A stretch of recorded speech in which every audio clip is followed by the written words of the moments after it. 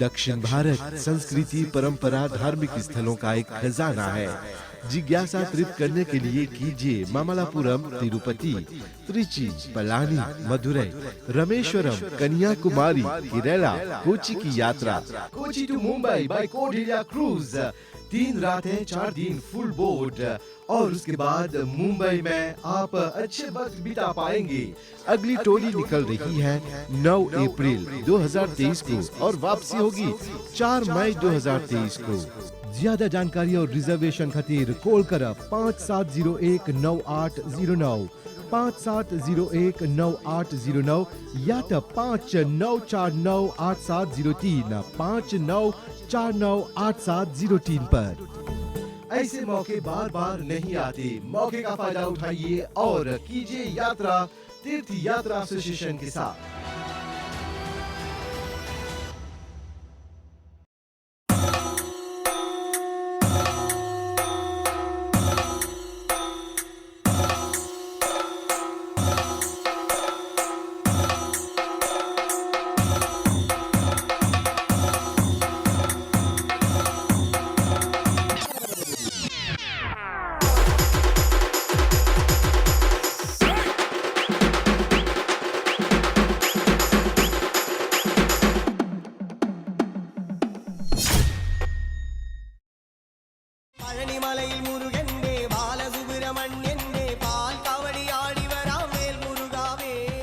नमस्कार, यात्रा प्रोग्राम के और एगो कड़ी में तोहर शानदार स्वागत करत है जा। आज फिर एक बार आप लोग के लिए जात है जा पजानी। कुछ लोग इनकरा पलानी भी बोलेलन जा। पलानी भगवान मुरुगा के निवास स्थान मानल जाला। भक्त विश्व के कोना कोना से है जा भगवान के दर्शन कर अपन दुख, अपन पीड़ा के निवारण खोजे आवेलन जा।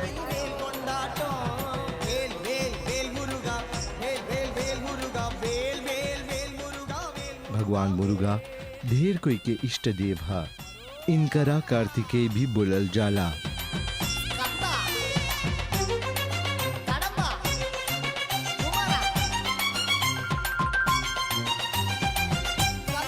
पलानी में बसे होला मुरुगा एगो लोकप्रिय हिंदू देव व अधिकतर भक्त तमिल हवन जा। इनकर पूजा मुख्यतः भारत के दक्षिणी राज्य और विशेषकर तमिलनाडु में होवेला।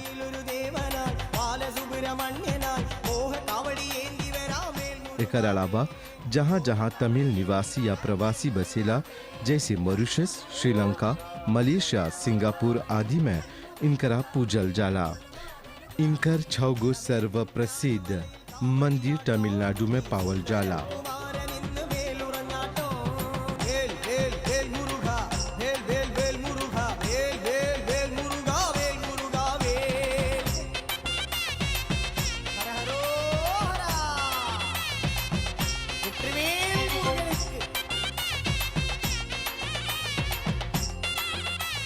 पलानी उ जगह है जहाँ पर भगवान मुरुगा हिमालय से खिंचा के हैजा पर ही चढ़ाल अपन बसेरा करे। और तब से मान्यता है कि जे भी अपन छोटा कांवर या पालकोनों लेके चढ़ेला हैजा पर ओकर दुख दर्द, ओकर रोग पीड़ा मिट जाला।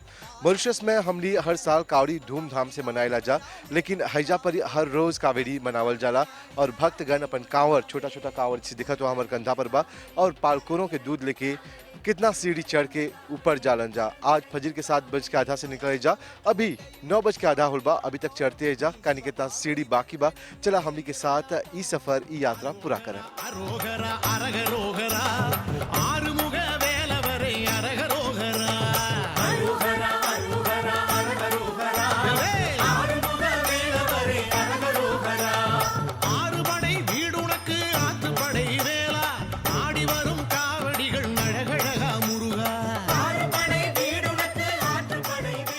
मुरुगा भारत के तमिलनाडु राज्य के रक्षक देव भी मानल जाला। वही से उनकरा तमिल काडवुल यानी कि तमिल के देवता नाम से संबोधित करल जाला।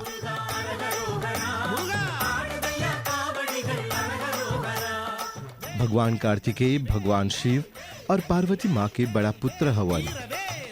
अशोक सुंदरी, भगवान अयप्पा, देवी ज्योति, देवी मनसा, भगवान गणेश इनकर भाई बहन हवन जा।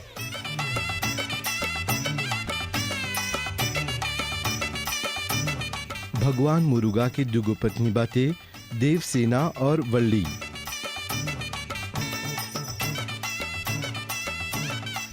देवसेना भगवान इंद्र के बेटी है और वल्ली एगो आदिवासी राजा के पुत्री हवन। देवसेना छठ माता के नाम से भी जानल जाला।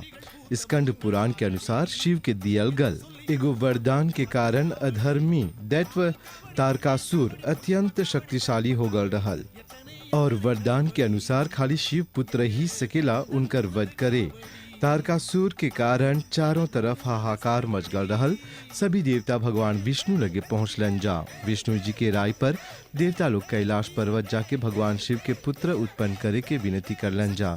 कार्तिकेय बराहो के राक्षस तारकासुर के संहार करलन और कार्तिकेय भगवान के देवता लोग के सदैव युवा रहे के वरदान प्राप्त हो रहल। कार्तिकेय के माँ पार्वती द्वारा उनकर शक्ति से परिपूर्ण अस्त्र वेल देवल गल रहल। उनकरा नाम ले लेकर पहाड़ की चढ़ाई कर लीजा। 700 सीढ़ी चढ़ला के बाद 5-6 घंटा के सफर के बाद हौजा परी पहुंच लीजा।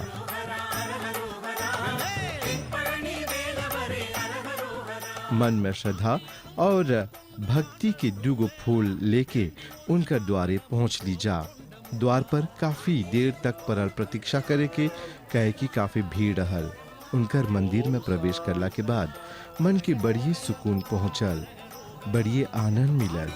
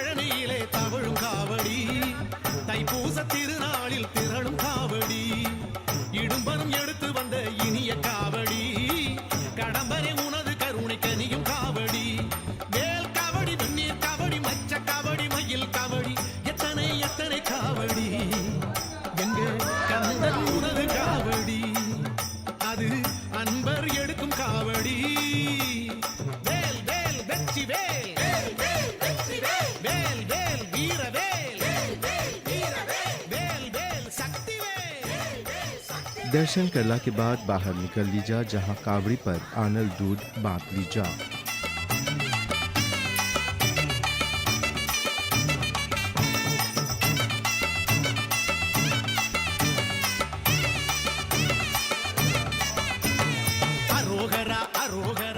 भक्त लोग भगवान मुरुगा के दर्शन करला के बाद अपन जीवन सफल मनलन जा।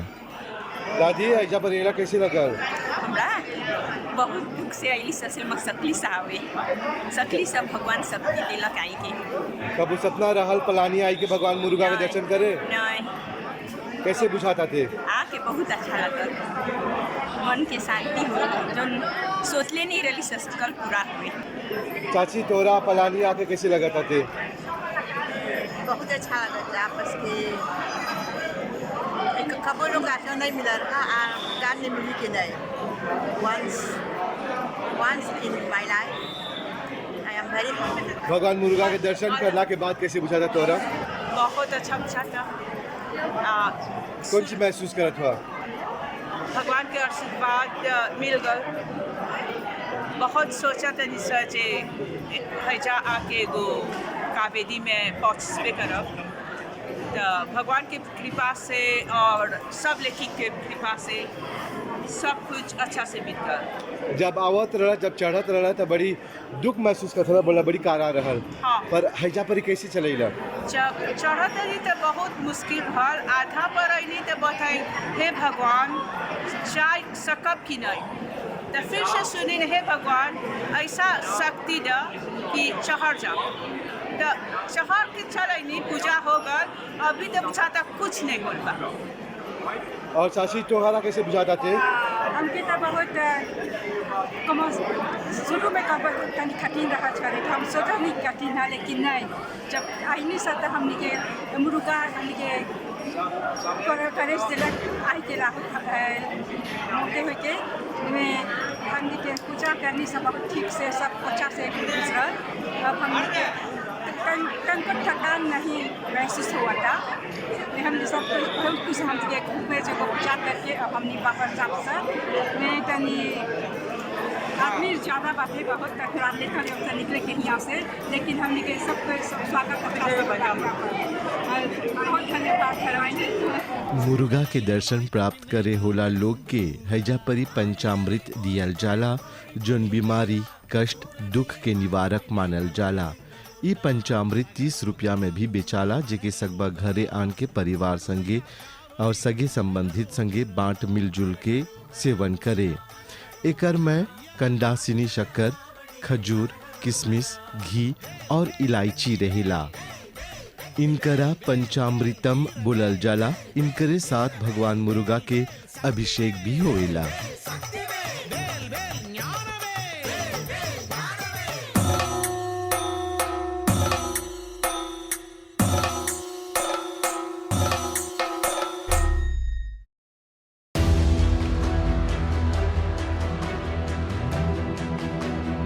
मानव जीवन बार बार नहीं मिलता। यमुनोत्री गंगोत्री केदारनाथ बद्रीनाथ काशी बनारस जैसे धार्मिक स्थलों की यात्रा कर सफल कीजिए अपना मानव जीवन।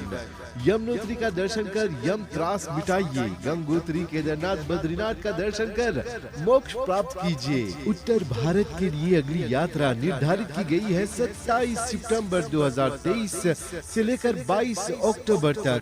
ज्यादा जानकारी और रिजर्वेशन खातिर कॉल कर 57019809 57019809 या तो 59498703 59498703 पर। पावन चार धाम की यात्रा का अपना सपना साकार कीजिए तीर्थ यात्रा एसोसिएशन के साथ।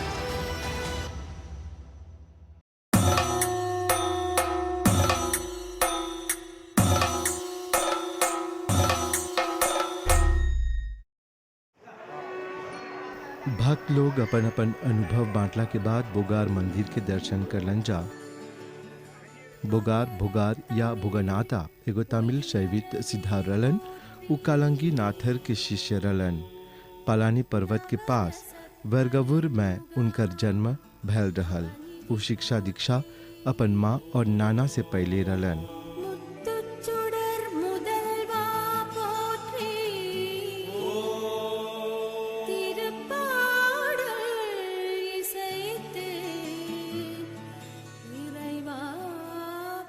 बोगार तमिलनाडु से चाइना भी गल रहल धर्म के प्रचार प्रसार करे खातिर।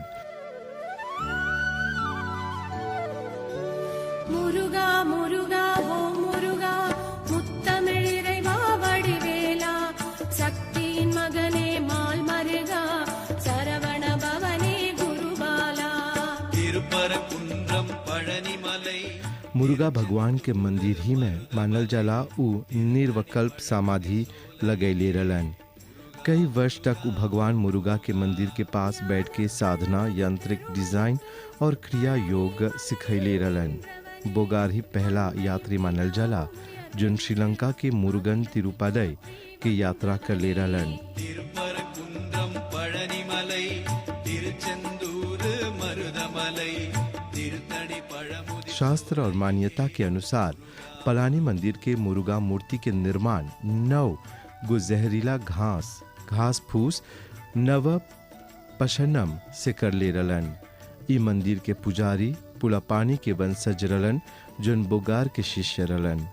सिद्धा मेडिसिन के दस्तावेज के अनुसार बोगार ही उ व्यक्ति रलन जोन अमर होई खातिर जड़ी बूटी के पहल का खोज करता रलन।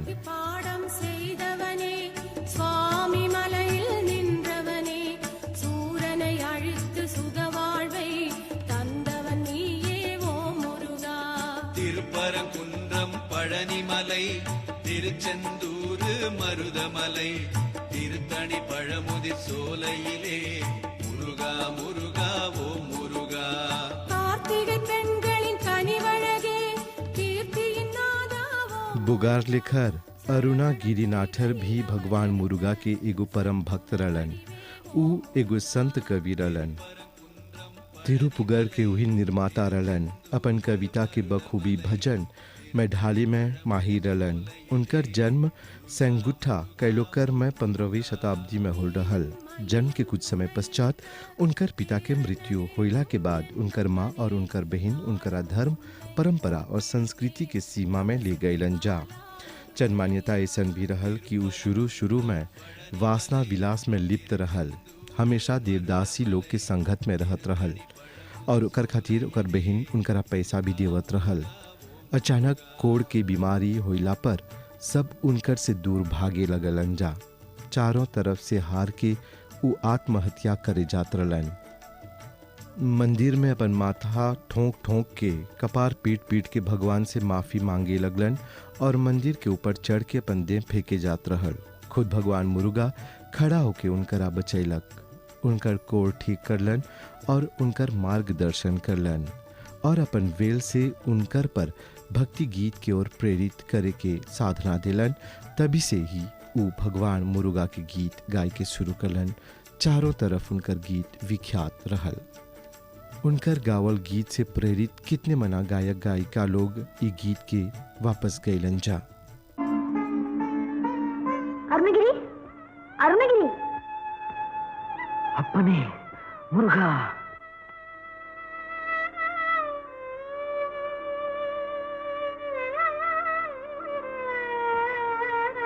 முருகா.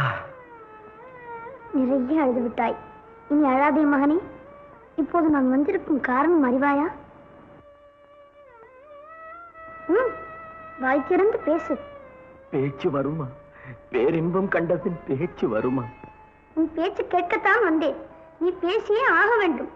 உலகம் முய்ய உத்தமர் சிறக்க நீ திருப்புகழ் பாட வேண்டும். அதற்கே நான் வந்தேன். வித்தை அறியாதவன் உன்னை நினைந்து ஏதோ விதற்றுவேன். வித்தையை கற்றவர் வியக்க உன் புகழ் பாடும் தகுதி எனக்கேது தந்தையே. மகனே, வா அருகில். வா, வாய்க்கிற நாக்கை நீட்டு.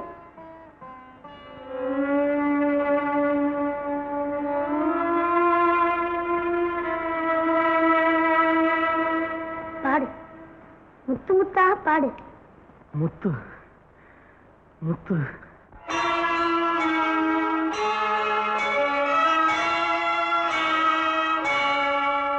முத்தை தருபத்தி திருநகை அத்திக்கிரை சத்தி சரவண முத்தி குருவித்து குருபர என ஓதும். முத்தை தருபத்தி திருநகை அத்திக்கிரை சத்தி சரவண முத்தி குருவித்து குருபர என ஓதும். முக்கட்பரமக்கு சுருதியின் முற்பட்டது கற்பித்திருவரும் 30 முவர்க்கத் தமரரும் அடிபேண. முக்கட்பரமக்கு சுருதியின் முற்பட்டது கற்பித்திருவரும் 30 முவர்க்கத் தமரரும் அடிபேண.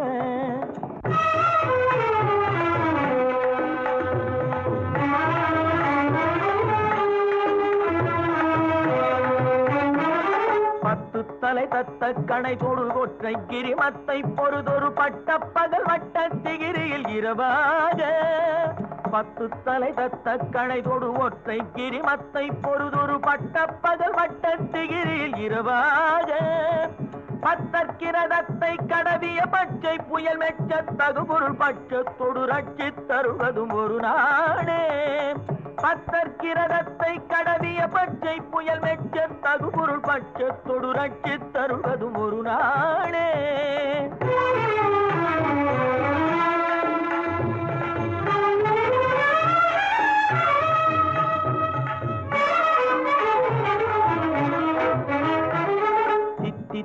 ஒத்த பரிபுர நிற்ற பதம் வைத்து பைரவி திப்பக்க நடிக்க கழுகொடு கழுதாட. சித்தித்தைய ஒத்த பரிபுர நிற்ற பதம் வைத்து பைரவி திப்பக்க நடிக்க கழுகொடு கழுதாட. திக்கு பரிகட்ட பைரவ தொக்கு தொகு தொக்கு தொகு தொகு சித்திர பவுரிக்கு திரிகடக என போத. திக்கு പരികട്ട പൈരവർ തൊക്കു തൊകു തൊക്കു തൊകു തൊകു ചിത്രപ്പൗരിക്ക് ത്രികടക എനവോത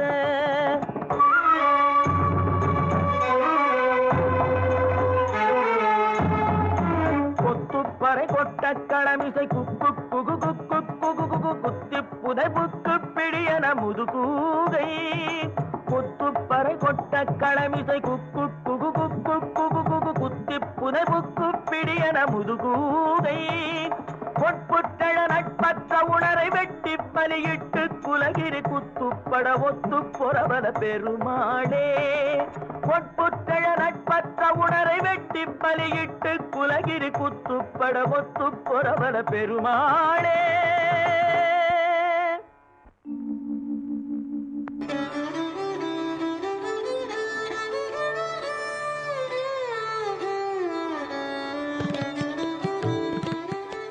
भक्त अपन भक्ति दिखाई खातिर अपन क्षमता अनुसार 700 सीढ़ी चढ़ के भगवान मुरुगा के दर्शन करे जाला त छोटा लइका, वृद्धजन और बीमार लोग हैजा परी उपलब्ध रोप कार अर्थात बग्गी द्वारा 1500 फीट ऊंचाई के लांग के भगवान कार्तिकेय के दर्शन कर जालन जा।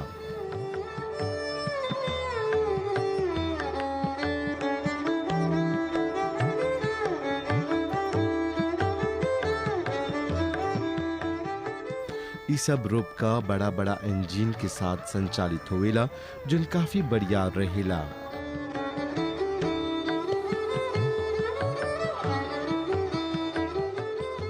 ई भक्त के सुरक्षा हेतु हा बरसाती मौसम में रोप का की सेवा सुरक्षा खातिर रोक देवल जाला। भक्त के पड़ेला सीढ़ी पकड़ के जाई के। ई रोप कार खातिर पड़ेला टिकट लेके एकर खातिर एगो शुल्क भी निर्धारित है।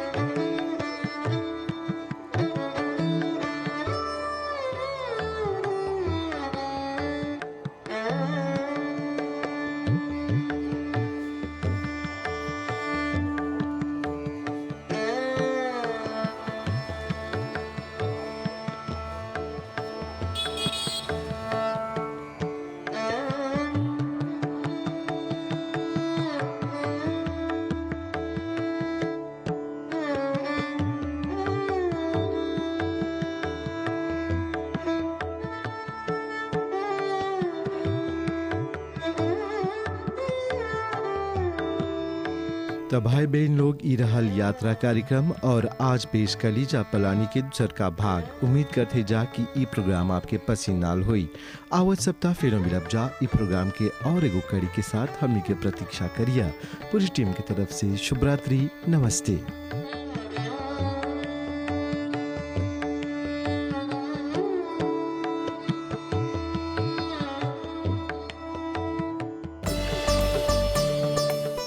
दक्षिण भारत संस्कृति, परंपरा, धार्मिक स्थलों का एक खजाना है।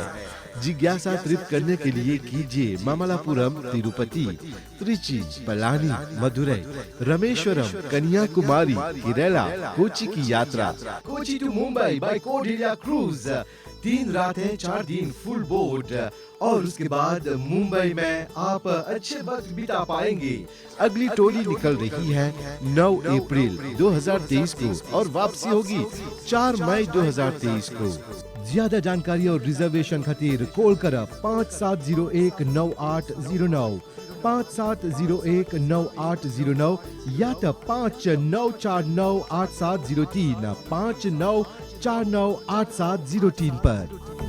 ऐसे मौके बार बार नहीं आते। मौके का फायदा उठाइए और कीजिए यात्रा तीर्थ यात्रा एसोसिएशन के साथ।